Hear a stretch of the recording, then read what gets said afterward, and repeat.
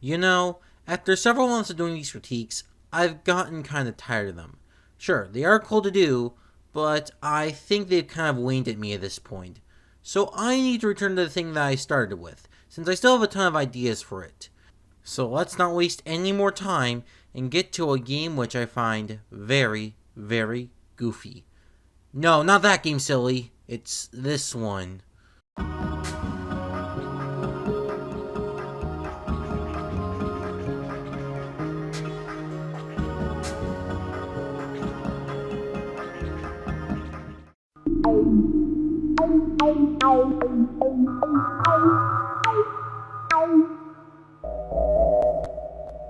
When it comes to most licensed games people remember, they tend to be on either home consoles or the occasional handheld system, since most kids owned those systems when they were younger.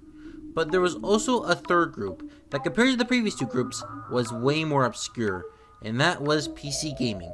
Sure, there was the occasional PC port of the console game here or there, but for the most part they tend to be very different.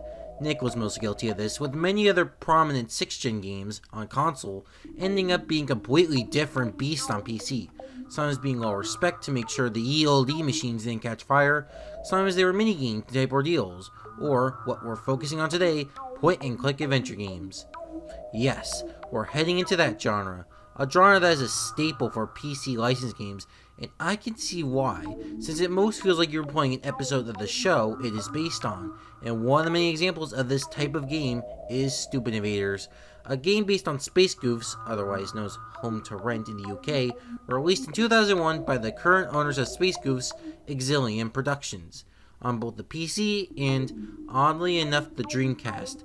But I'm not going to ask about that, since, well, we're going to be playing on PC anyway.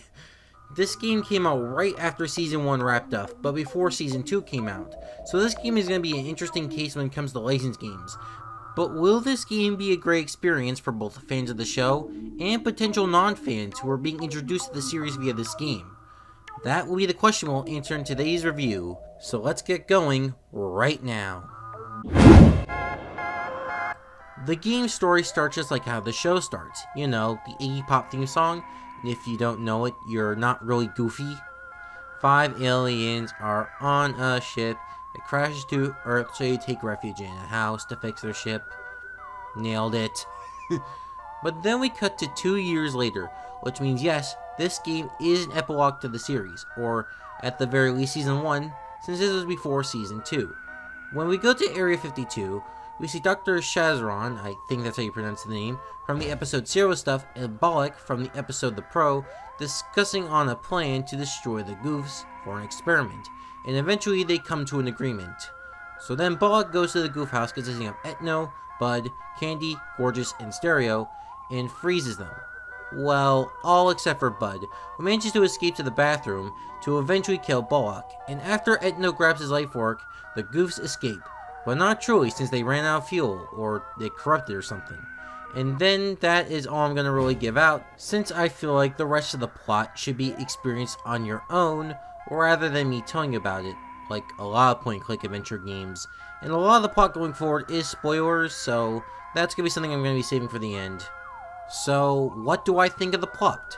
Well, in my opinion as a fan of the show, it's a great plot that shows off the Goofs and their personalities greatly, alongside great use of some of the show's recurring elements, rewarding viewers for knowing about the series in question. Non-fans may not get as much impact out of it since the game assumes you already know about the show already, mostly Season 1, but it's still filled with funny comedy and some unique locations and elements not seen in the show, like the Pace Factory, so you won't be completely lost. Speaking of the comedy though, this is when we get into how the game differs from the show, as its humor is way cruder. Mostly in terms of sex, even using transgender elements for Candy, which the show always tried to hide. And while transgenders are a dime a dozen nowadays, back in 2001, this was amazing. Oh yeah, Professor Helmut. I can't believe that there are still pinheads like you who will go see that two-bit astrologer good-for-nothing quack hillbilly medicine man. I said back in 2001. Man, this game's turning 20 already. I can't believe that. But yeah, this game was T-rated for a reason, and that wasn't just because E10 didn't exist back then, it was truly deserving of a T rating. Here's a few more examples of this crude humor as well, just to help you get into what you should expect with this game. Hello? What are you wearing? You must be calling for candy. All right! I found my magazine collection!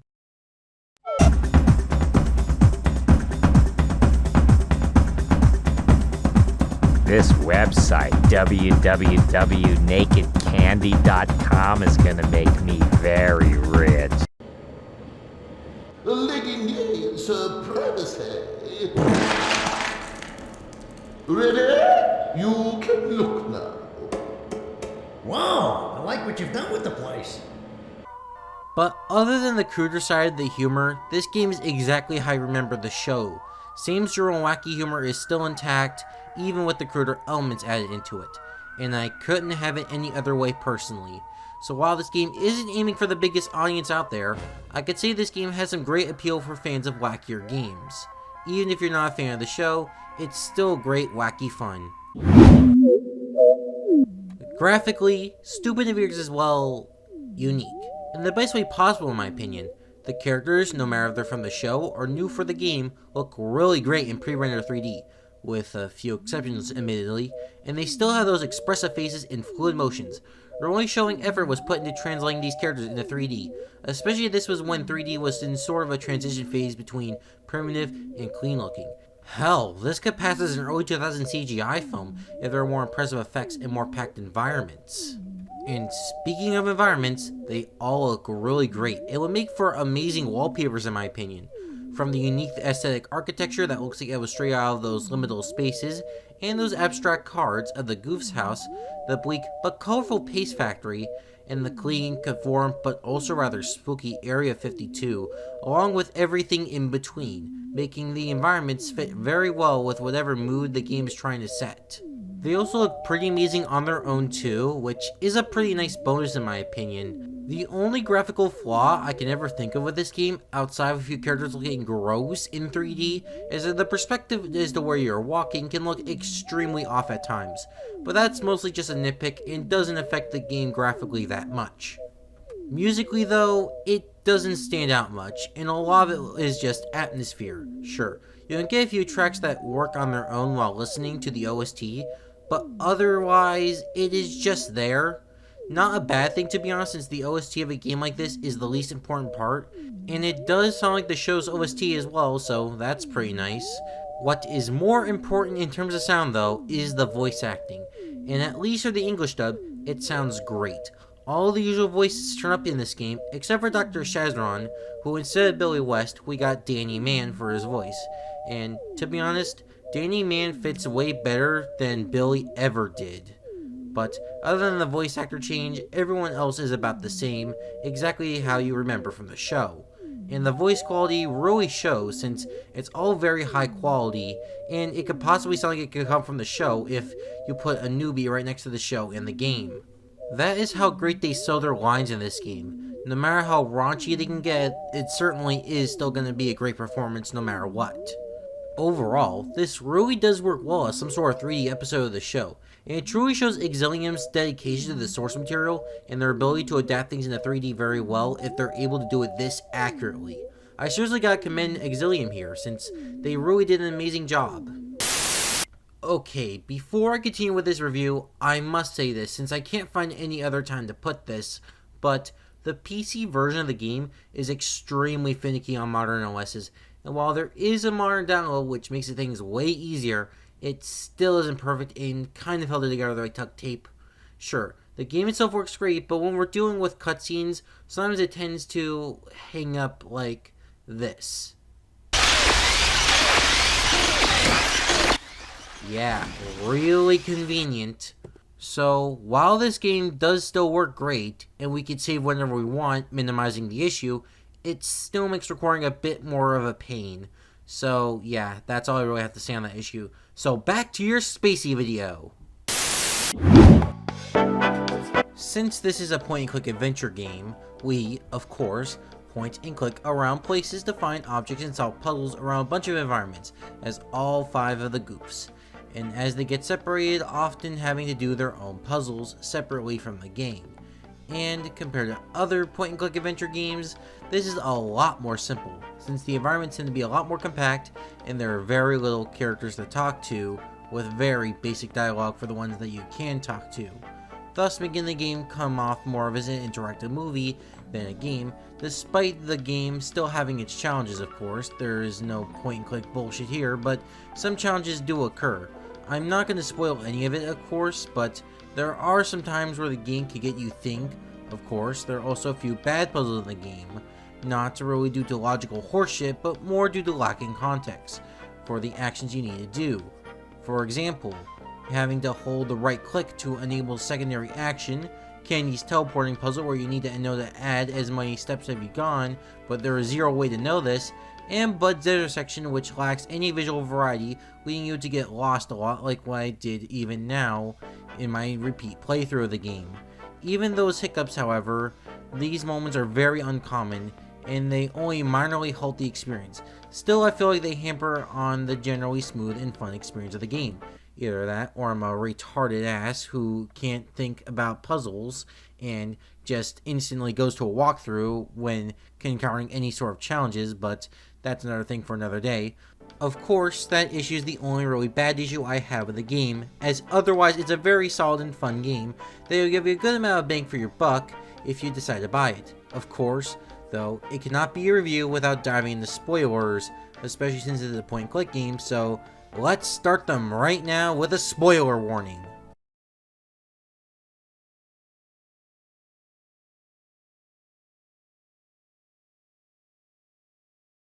Once the Goofs crash land to the Pace Place, they inspect their ship to find a chemical imbalance in the fuel, and to fix it, they need to get cow shit. Yes, I did say cow shit. And to go get the cow shit, Candy and Gorgeous offer to go inside the Pace Factory, and to be honest, as much as both characters are good, I think the fact that these two are the only playable ones for a good portion of the game kind of sucks, since it shafts the other Goofs and makes this segment game get sort of repetitive near the end, even if this section has some of the best puzzles in the game in my opinion. But thankfully, it doesn't go on for too long to make it that bad. Now that we got the cow poo, we can refuel the ship when Balak appears and offers us a ride to Area 52. Yeah, that's as force of a plot point as they can get, and probably the worst part of the plot. Like, seriously, could they have not think of a better way to get to Area 52? But hell, that's just a part of the game that's a nitpick. I'm not gonna go further with the complaint. But now we see the Goofs captured, and they all have to escape. And I think this segment puts out a nice final area of the game to show off some of the coolest set pieces the game has to offer, and uses all 5 Goofs effectively. But of course, we soon reach the end, with our ship in sight. But then this ugly janitor guy that was established earlier steals our ship, but thankfully, we have another ship. But 4 of the 5 Goofs are cornered, and it's up to Candy to save the day. Kind of sad it wasn't Bud, as it would have been a nice callback, but I guess we can't take every win. Of course, we managed to get onto the ship and escape. And I like how the ending personally. From the tense reveal of Balak and Dr. Saring, the perfect timing of the comedy, and that somewhat joyous ending that made me get somewhat emotional. Yes, I really did just say that. And with all that to close off Stupid Invaders, I say that was a really high note to end on. And we finally reached the end credits. Oh wait, this is an old PC game, so we have to exit the game to get the credits. Yeah, kind of awkward, but it was an old PC game. It had unique standards. And hey, that music is really good. And honestly kind of sad, but in a good way. And with that, the credits roll, and we finally see Stupid Invaders end.